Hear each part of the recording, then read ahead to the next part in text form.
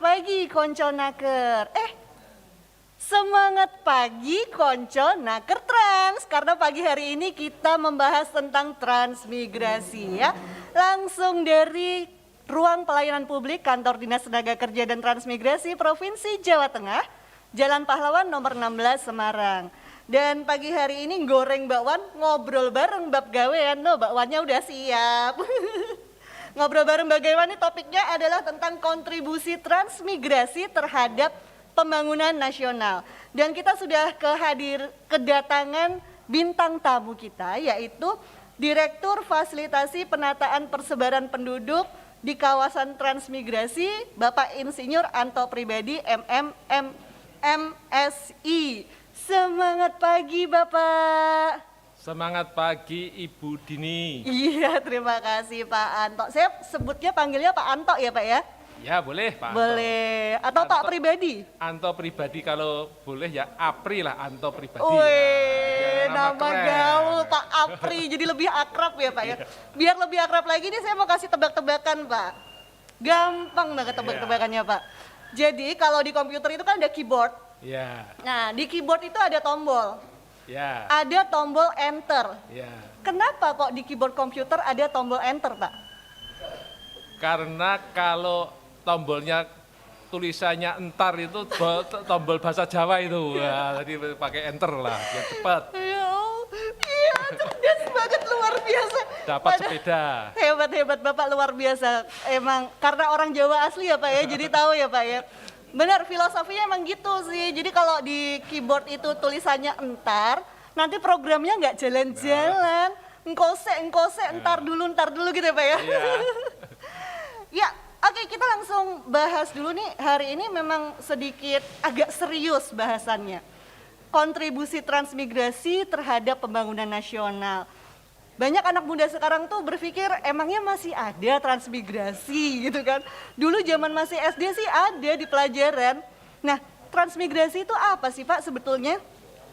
Ya, transmigrasi itu sebetulnya perpindahan penduduk ke kawasan transmigrasi dalam negara Republik Indonesia. Harus dalam negara Republik Indonesia, kalau ke luar negeri namanya kan lain lagi, nanti bisa PMI, bisa diaspora, harus dalam negara Republik Indonesia dan menetap. Nah itu kira-kira seperti itu definisi transmigrasi. Tapi sepertinya transmigrasi itu memang khusus di Indonesia ya Pak ya, di luar negeri belum ada ya Pak ya program sejenis. Ya. Program sejenis ada, tapi sebetulnya yang ada satu-satunya di Indonesia yang dikasih tanah, kemudian ada sertifikat hak milik, kemudian nantinya ada fasilitas-fasilitas yang lain yang ada di Indonesia saja. Wow. Karena memang itu cocok di Indonesia program transmigrasi sebagai katakanlah mengatasi darurat kependudukan. Itu satu-satunya di dunia lah transmigrasi. Lumayan ya Pak ya, dapat tanah, hak milik gitu iya. kan.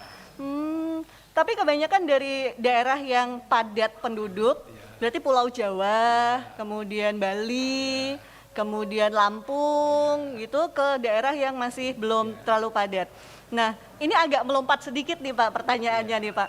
Sebenarnya transmigrasi itu kan udah lama banget nih ya, dari zaman kolonisasi dulu sampai dengan era reformasi sekarang. Nah, permasalahan yang utama kalau dulu tanah itu kan lahan masih luas banget gitu ya Pak ya. Nah, kalau sekarang lahannya gimana Pak? Ya, kalau sekarang lahannya sudah mulai terbatas, tapi sebetulnya terbatasnya itu karena digunakan oleh kegiatan-kegiatan di luar transmigrasi. Kalau kita lihat perbandingannya antara jumlah penduduk dan luas lahan, sebetulnya masih luas sekali lahan di luar, terutama di luar Pulau Jawa itu. Gitu. Berarti sebenarnya kesempatan untuk transmigrasi itu masih luas ya, kebijakan ke depannya tuh masih memungkinkan sekali ya Pak ya? Masih memungkinkan sekali. Bisa saya kasih contoh? Iya, monggo. Nah, kalau Jawa Tengah ini penduduknya kira-kira 36 juta. Ya, 36 juta. Luasnya Jawa Tengah ini 32 1.600 km persegi. Wah, Bapak hafal banget, Pak. Karena saya baca-baca lah. Gitu. Oke, oke, oke. Jadi rata-rata kepadatan penduduk di Jawa Tengah Nggih. itu kan 1.300-an jiwa per kilometer persegi. Oh, Ya. iya, padat sekali. Bandingkan dengan salah satu tadi Sulawesi Barat. Sulawesi Barat. Sulawesi Barat itu luasnya kira-kira 17.000 kilometer persegi. Berarti kan separuhnya Pulau Jawa. Mohon maaf, separuhnya Jawa Tengah. Oh. Tapi penduduknya di sana itu hanya 1.300.000. Ya, itu sama dengan penduduk di Pati kalau di sini. Kabupaten Pati. Satu provinsi sama provinsi. dengan satu kabupaten ya. Pati. Berarti kan masih ada ruang-ruang yang kosong untuk dikembangkan menjadi suatu program transmigrasi penambahan penduduk tadi untuk mengembangkan daerah-daerah untuk di luar daerah padat tadi. Tapi nih Pak, sayangnya nih Pak, sayang bangetnya dalam 5 tahun terakhir ini seakan-akan kuota ataupun juga kuantitas dari transmigran jumlahnya itu berkurang Bapak, kurang Bapak. Itu gimana? Sebenarnya rencana ke depannya kebijakannya gimana Pak?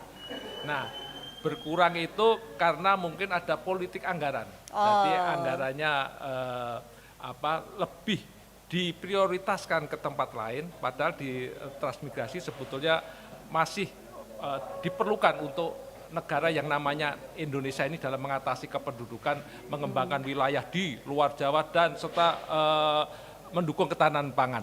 Jadi karena keterbatasan anggaran maka menurun jumlah transmigrannya ini.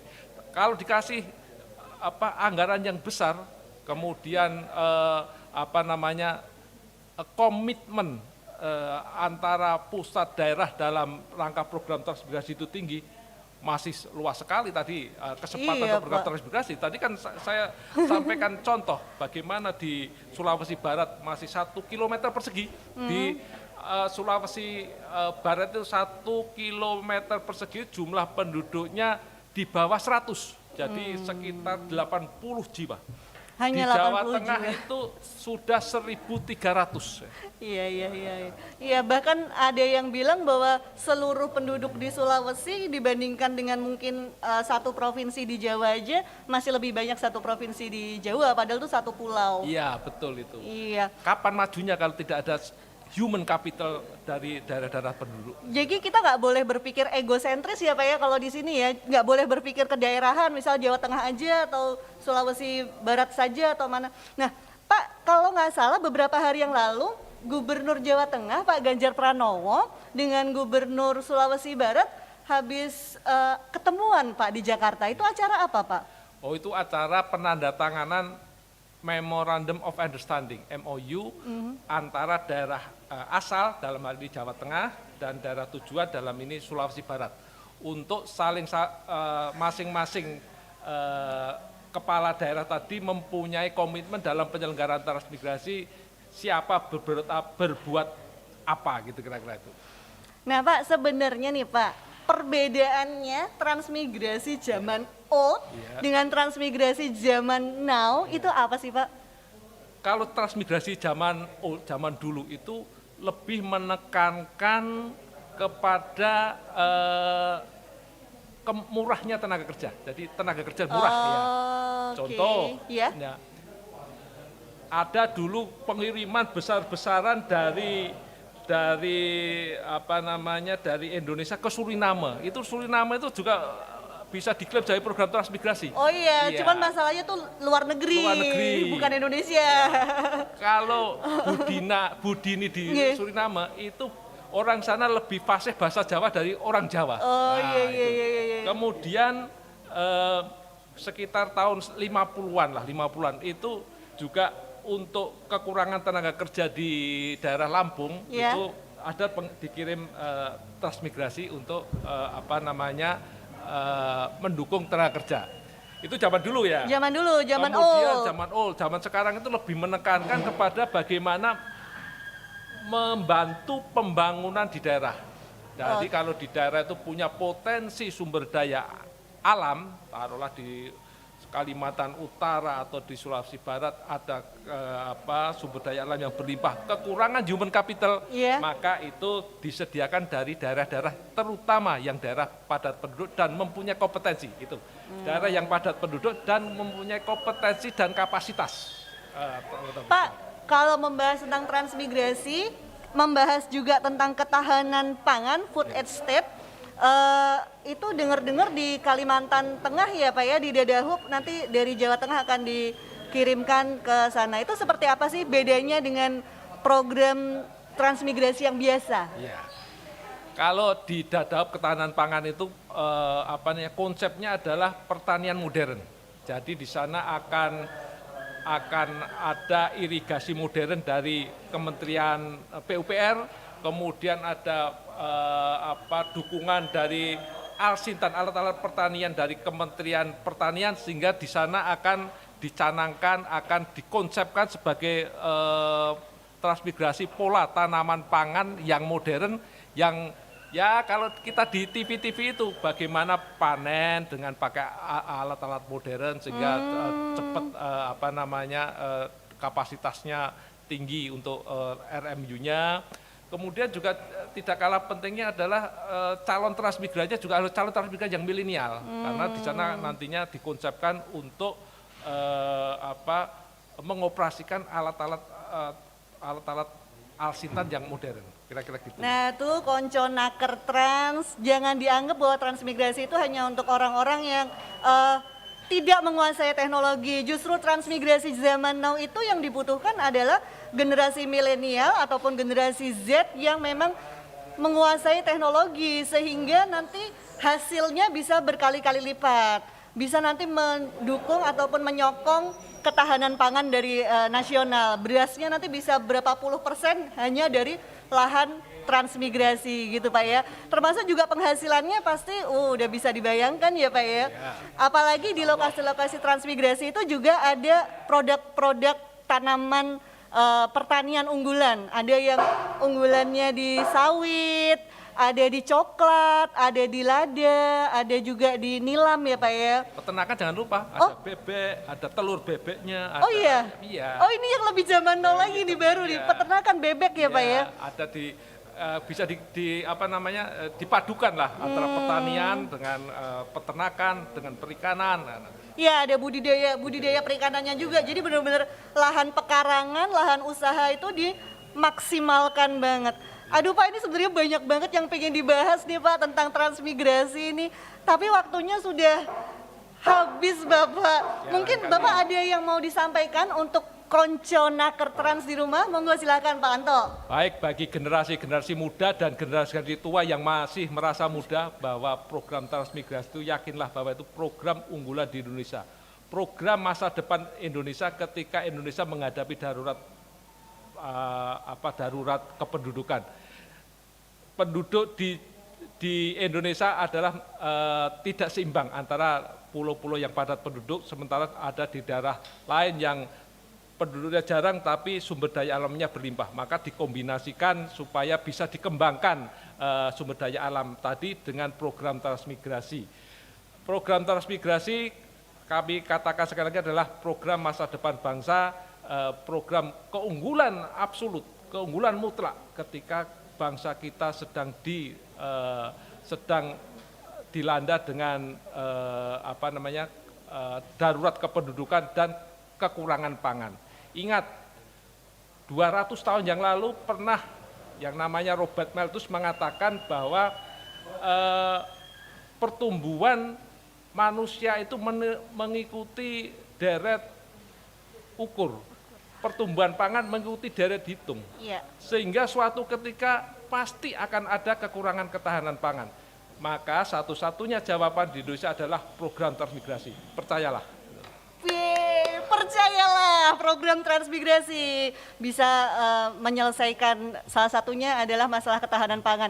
Dan buat konco naker trans yang ada di seluruh Jawa Tengah, kalau tertarik untuk mengikuti program transmigrasi, bisa langsung datang ya ke kantor Dinas Tenaga Kerja dan Transmigrasi yang ada di kabupaten kota Anda. Sesuai dengan KTP ya, karena tahun ini kita akan memberangkatkan 85 KK Ada banyak lokasi, salah satunya di lokasi ketahanan pangan di Dadahub, Kalimantan Tengah. 85 kakak loh, jadi langsung aja datang ke kantor dinas terkait ketransmigrasian yang ada di kabupaten kota di seluruh Jawa Tengah. Dan karena waktunya sudah habis, akhir kata kita mau menyampaikannya. Yuk kita say no to rebahan, biar manfaat for everyone. Angger ngobrol bareng bab gawean, pokoknya goreng bakwan. Satu lagi, salam transmigrasi. Salam transmigrasi. Tuku terasi nenggone bodi transmigrasi memang oke. Tuku terasi. Bapak monggo loh di dahar terima loh kasih. Bapak itu Yeay.